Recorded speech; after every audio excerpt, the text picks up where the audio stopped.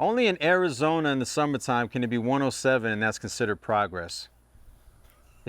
What's going on, everybody? I'm Dave Miranda, and this is episode 129 of Just Give Me 5. Hope you guys are doing great, continue to be amazing. We got a really awesome show lined up for you today. I know I always say that on every episode, but I promise, I mean it. Now, first things first, I need you guys to hit that like button, I need you to hit that subscribe, and I need you to spread the word about Just Give Me 5. Tell everybody you know. All right. If you guys caught episode 128, you saw we had none other than the one and only Big Wax. And let me tell you, man, I've known Wax, well, I've known Aaron. You know what I'm saying? We go back, I was, 19 years old, 2002. And we met each other over at South Mount Community College. And like you said, man, we were getting in them ciphers, you know what I mean? At that time, man, it was like you were in the scene and, just hungry, just anywhere you could cipher, anywhere you could spit. That's just the way it was, and that's how I met Aaron. Always been a solid dude. And it's so beautiful because when you think about it, right? Because, what I'm saying, we've known each other for so long that we've actually been able to witness each other's journeys throughout life. Me transitioning into media, into film, and me, watching him transition into real estate and, becoming a businessman. And it's just awesome, man. It's awesome to witness. He's always just been a stand-up dude, real good individual, man. He's got a big heart, man. He loves helping people. And, we were just so happy to have him on the show. Make sure you guys watch episode 128. And shout out to you, my brother. I wish you nothing but the best, nothing less. All right. But today's guest has been a staple in the Arizona hip-hop community for so many years and definitely deserves his flowers. We're going to talk about how he got into music, as well as becoming an MC. We're going to talk about his group Antedote, the Beatcast, as well as Sunday school beats, some memorable moments, and so much more. So ladies and gentlemen, without further ado, I present to you Mesigoods. What's up, y'all? This is Mesigoods, and all I'm saying is just give me 5.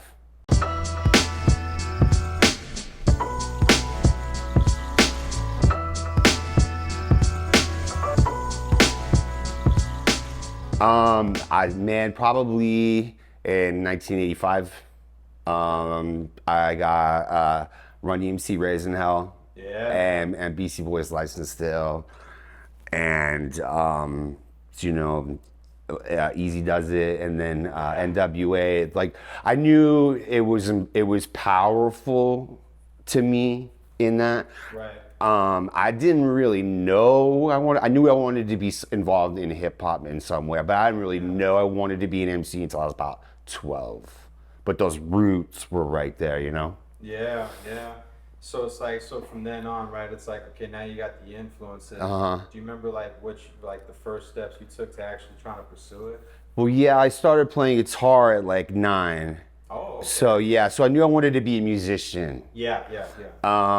So then I was in some pretty good like cover bands like middle school. Like, we were taking it very seriously, so it was like, I could tell this was a route in the path that I wanted to take. But around like 12, like right before I entered into like freshman high school, I started making a makeshift studio in my room, like hitting up pawn shops and finding gear and just like putting it together. And it wasn't like Technique 1200s, but they were like wood versions of Techniques, right.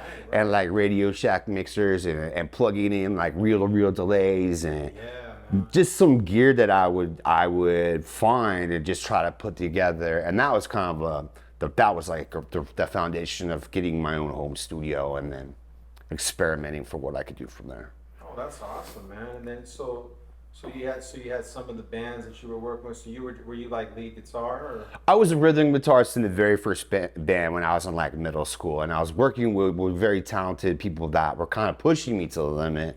And they had a very serious, for a bunch of fucking 7th and 8th graders, It was very serious, taken very seriously. So you got that going, right? And it's like, so now when does the MC aspect out of you come out? It is during that time. It's like, it's a bit of both. You know, I'm rhyming, I'm writing rhymes, and trying to create, and it's both of those things going on. And then it gets a little bit more serious when we start the band Dislocated Styles. That's when it's really gets like I start moving away from just my own in production, and then just goes into like where I'm going to be the front MC of this project. That's when it got like boom, you know, like way more serious. Nice, man. So tell us about Dislocated Styles. So Dislocated Styles was developed in like 96, 97, Okay. like really early on, like right after high school. Yeah. So we just started putting it together, and it was some of the musicians that I had grown up with in high school and stuff, and we just kind of put it together, and then that kind of got serious. And then we ended up getting a record deal in '99 with Roadrunner Records, and put all that stuff together, and then just, you know, released the record, went overseas on tour, did all those wonderful things that a band can do, you know. Nice, man. Where was Roadrunner out of? Roadrunner is based out of New York, but, and, you know, they had affiliates all over. It was basically Roadrunner Island Def Jam. Oh, got you. Okay. So it was an affiliate of Island and Def Jam. Okay. As well. Okay. Nice, man. And how long did that run? Well, the band, we started, I think it was in like '96. I think we did our first couple like independent records here in Phoenix at like Mind's Eye Studio with Larry Aaliyah and all that. And then I think it was like 2000. We signed in '99. Then 2000 eventually went out and recorded with Howard Benson in LA. Wow. And then, yeah, then the record was released, and then, you know, just been on tour. Then shortly after that, the band kind of just, after we came back from our last tour in Japan, the band was kind of, we kind of just went our separate ways. And I wanted to pursue something a little bit different, and I think other people did as well.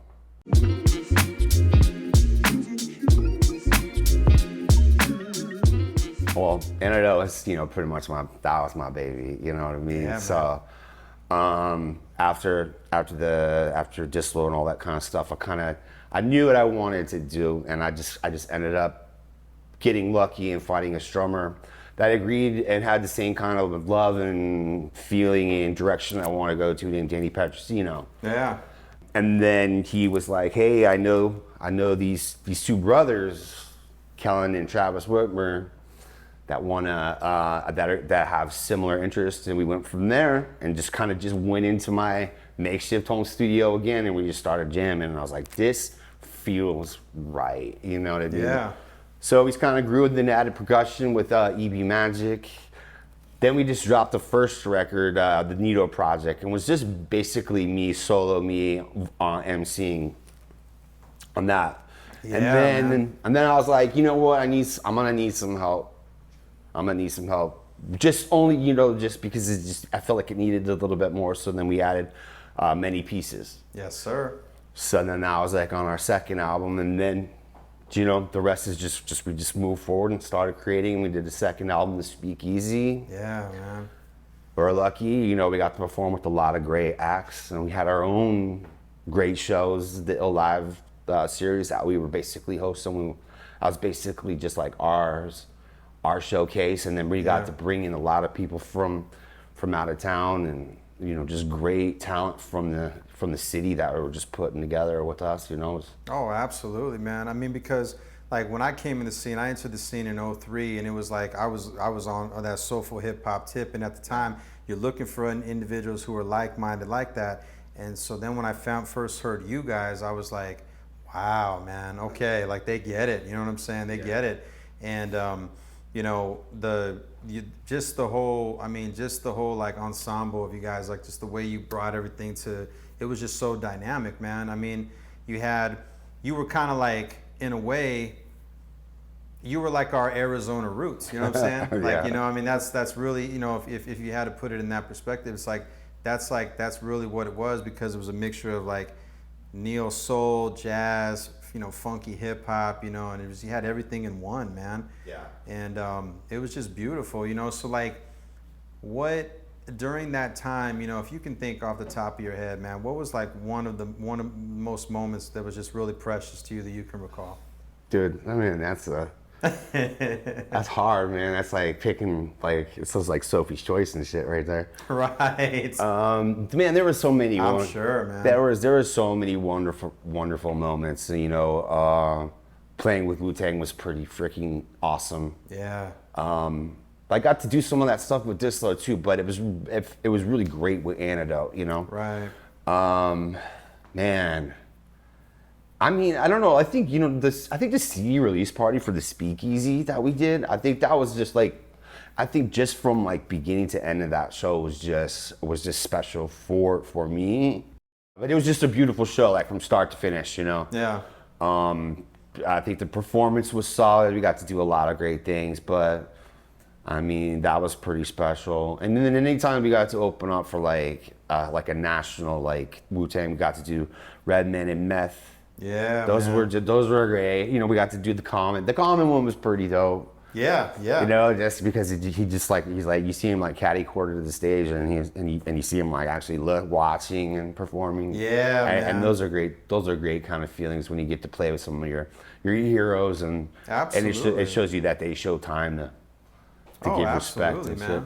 And at that time too, a lot of the groups, I mean, it was a big deal to perform at the Marquee. Absolutely. You know, that's where a lot of the shows were. All these shows were there. Yeah. That's what I'm saying. So, you know, to have that on a higher platform like that and just being able to just rock it, it was just beautiful, man. Why did Antedote stop? What happened? I mean, well, it's just kind of like some of the guys were getting Bird Dog by Dre, Dr. Dre.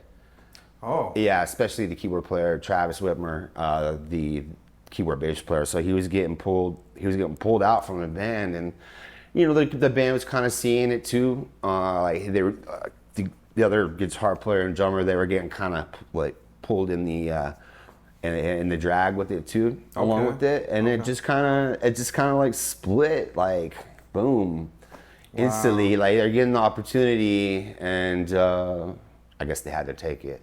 It was a little heartbreaking for me, you know, to be honest. Right. Yeah. Wow, so for Dre though. Yeah, he actually ended up going to work for Dre. Wow, man. Yeah. Wow, so it's like, so from after that, it's like, where does Messi go from there? Like Messi goes downhill. Okay. Messi goes. It literally gets messy, right? Yeah, it literally gets messy. It gets messy bad. It ain't good right there. Okay. No, I guess I definitely had a love-hate relationship with music at that moment because you know it is, to be real and candid, that was my baby girl.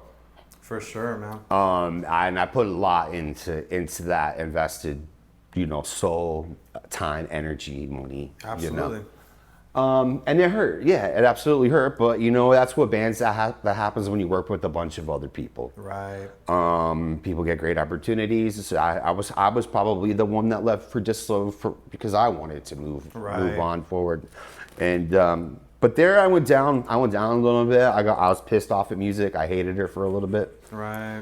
And then I started doing the Something Else events that were over at the Lost Leaf. And I just started to get my feet wet again. Yeah, man. And then I started jamming with Squirm from Drunken Immortals. Yeah. So from there, I was just kind of getting a little bit more serious. I was doing the last Friday of every month there, and it was just kind of like I was just hosting it with doing it. And I was like, I was the MC kind of hosting it. Testing the waters again. Yeah. And I was just building that love affair back up with her again. Right. And then we started Death Star. Yeah, man. So Jeremy, Dana, and me, we just started Death Star. We just started working with that, and it was just a 2-man operation. We're both just playing a whole bunch of different instruments, and both kind of. I was doing a lot of the emceeing, but we started doing a little bit more creative electronic stuff with our vocals, processing. Yeah. We were both playing multi-instruments. He's controlling a lot of the music through his rig. I'm doing a lot of the overlaying with my rig and combining some techniques vocally. Nice, man. So then how long was that run really that was a couple years, like, you know, I was 3 or 4 years with that. Yeah, man. And then that just kind of calmed down and sizzled, and then I wanted to kind of just work on my own from that point on.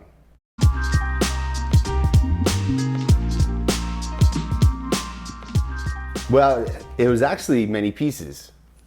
Okay. It was Jamel, because me and him, kind of like starting off when I was remaking my home studio now. You know, just was a whole bunch of time putting in, a little bit more investing in myself. And he was like, "You gonna hit up freaking organics thing?" And I was like, dude, fuck it, I forgot about that. And then it was just like, boom.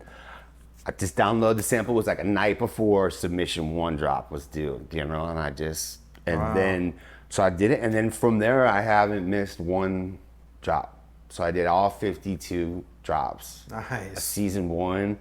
And then I've done every single drop of Beatcast, 2nd season and 3rd season. And from there, I find it really inspiring, just from what a whole bunch of talented artists can do with something very similar. And being able to hear other people's interpretations on top of your own, and then your own, and it's like side by side. It's like, whoa, I would never have thought to chop that sample like that. Yeah, right. Or how did he get from there to there? And then you listen to someone else. I mean, some of them sound like, okay, that's the low-hanging fruit, where we could have all grabbed that piece right there. Some of the times that happens. Yeah. But some of the times it's really impressive just to see where someone can go. You know? Absolutely. It's like a dojo, you know what I'm saying? Absolutely. Like, you know what I mean? You learn off of everyone, and you make everyone better, you know? And the community does that too, and the community is so like lovely, and just you know, and everyone's helping, and everyone gives advice, you know. And there's all of these, you know, and there's pushes of people, you know, just like, come on, man, keep going. I'm not gonna make it this week. Yeah, you can. Just drop whatever you can, you know, and do it. Right, exactly, man. And the squad is legit. Yeah, everyone's just family at this point now, you know.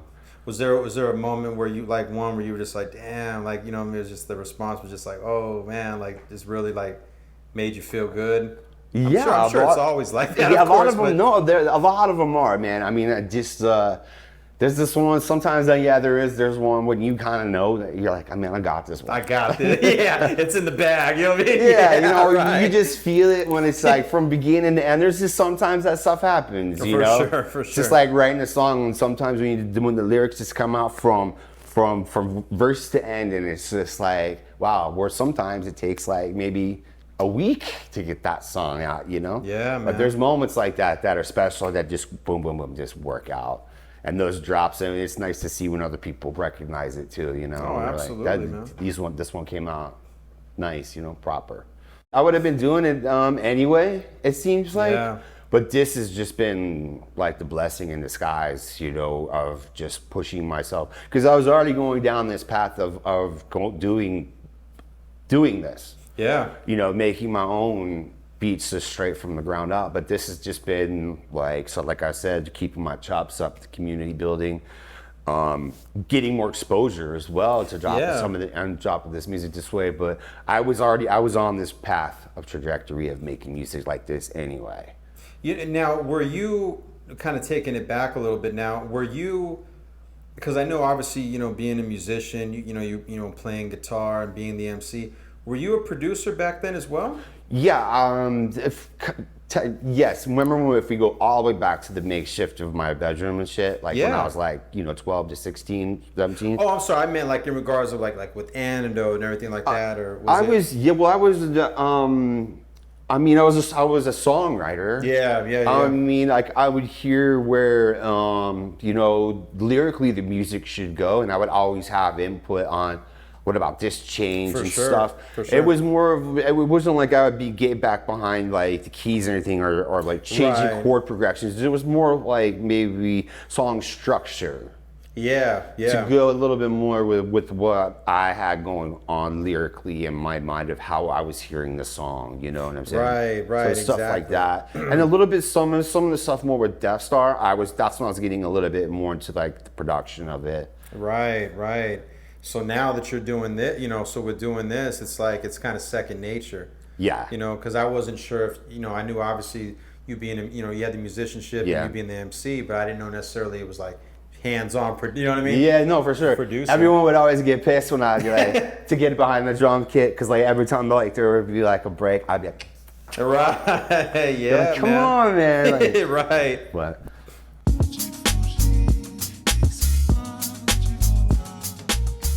Well, we just did. I just did the mezcal music project with the old guitar player, with the guitar player from Antedote. Nice. I know that had to have felt great. That did feel good, and that was pretty much an entire kind of when the world ended project.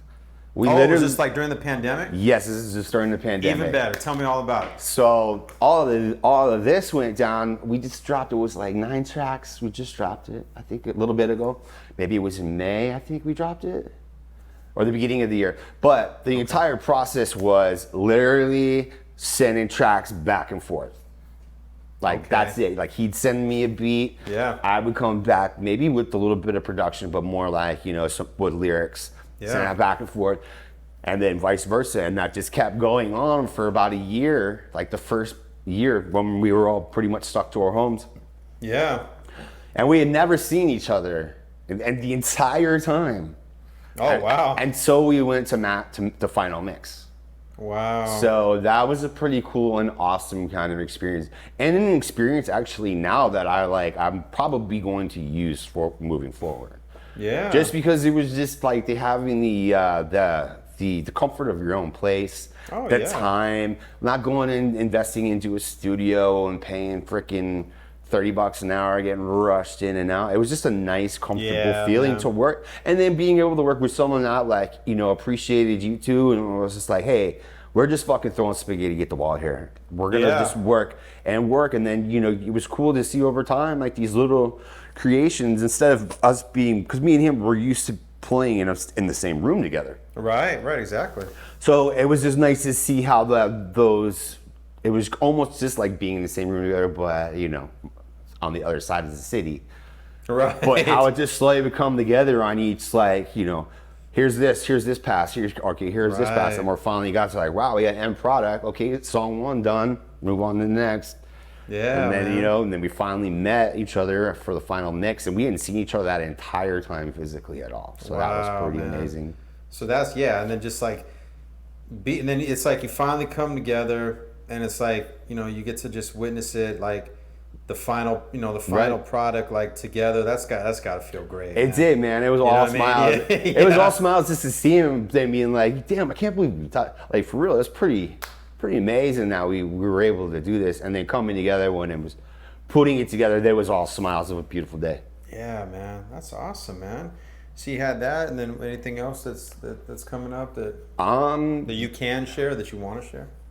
I'm continually working on my own production, like Mesigoods productions and stuff like that. Daily. I might drop too much stuff all the time. I get that a lot from my friends. Yeah. They're like, you gotta stop dropping so much shit, dude. I'm like, but I Hey, feel like if it's in you, it's in you, dude. Yeah. I feel like it's also good. It's either there's the frame of mind to keep it dropping, or there's the frame of mind to hold on to it and then drop special. I'm coming from the boat of just continuously dropping music all the time, constantly. Right. But I am working on something a little bit more of mine that's going to take, that I'm not going to release to the public until it's really, really dialed in. And that'll be more along the lines of maybe a mezcal music project, or just the Mesigoods project.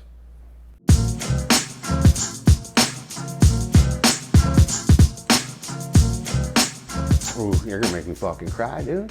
Getting me all choked up. It wouldn't be the first. Man, you know what?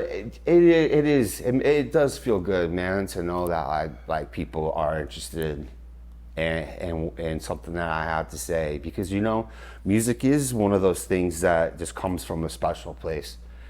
It's musicians are giving people, and then it's nice to know that people are receiving it and showing that love right back, Absolutely. It's humbling. It's beautiful. I'm respected, and I cherish everyone that shows me that love when I give them something and they truly appreciate it. All right, y'all, that was Mesigoods, and that was my 5. And there you have it. Man, shout out to the homie Mesigoods. I'm telling you, man, when I entered the scene in 2003, I was on some just lyrical, soulful, boom bap, hip hop shit, right? And at the time, there wasn't really a whole lot in the scene that was on that same kind of vibe. So I went to a show, I remember, at the Blunt Club, and I saw this group called Antedote. And I was like, yo, these guys are exactly the kind of time that I'm on. And man, you know, they just, the sound, the vibe, you know, like I was saying to him, man, it's like they were really like kind of like our Arizona roots. You know, having a live band with that soulful and funk sound, it was great, man. You know, and a lot of the shows that they were doing, you know, at the Marquee Theater. At the time, you know, that's where I was telling Messi as well. The Marquee at that time, man, you know, 2006, 2007, around there, around that era, was big, man. Like, you were rocking the Marquee, man. It was something, you know. And I got a chance to rock there as well. Man, you know, just such good vibes, you know. We were so happy to have Messi on the show. You know, I wish you nothing but the best, my brother. I'm glad to see you still doing well, still staying active, you know, just keeping the creative juices flowing. And it was really an honor to have you on our show, man. Much love and respect. Make sure you guys are following him on social media. And shout out to my brother Jimmy Nelson on the camera. Make sure you guys subscribe to that YouTube channel. Tell a friend to tell a friend. All right. Well, this was definitely one for the books. I hope you enjoyed it as much as I did, though. Until next time, stay tuned, stay blessed, stay hydrated, and just give me 5, y'all. Everything you get, you got